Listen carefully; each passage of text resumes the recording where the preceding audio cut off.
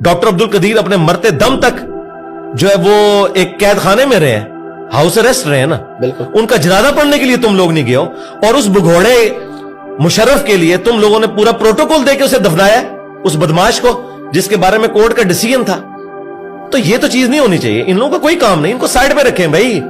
इनको आप इस वक्त अगर जरा सा भी रास्ता देंगे ना, ये इनको बस आखिरी धक्का रह गया। ये आप इनको आप समझ लें एक खुराक प्रोवाइड कर देंगे, दोबारा से जिंदा होके ये फिर दोबारा मॉन्स्टर बन के ना पाकिस्तानी अवाम के ऊपर हमलावर हो जाएंगे। इन्होंने रहना नहीं इधर तक, बिल्कुल ना। इमरान खान साहब इनको इजाजत दें अंदर एंटर होने की, ना नवाज शरीफ साहब और ना जरदारी साहब। इस मामले में एका करें, इनका कोई काम नहीं इसमें घुसे, ठीक है। बस आइन के दायरे के अंदर जो कुछ बनता है वो बने। क्या सुलह करवा लेनी इन्होंने वक्ती तौर पे, मुझे बताएं। चलें जी, आर्मी चीफ को बुला लें, चीफ जस्टिस को भी बुला लें।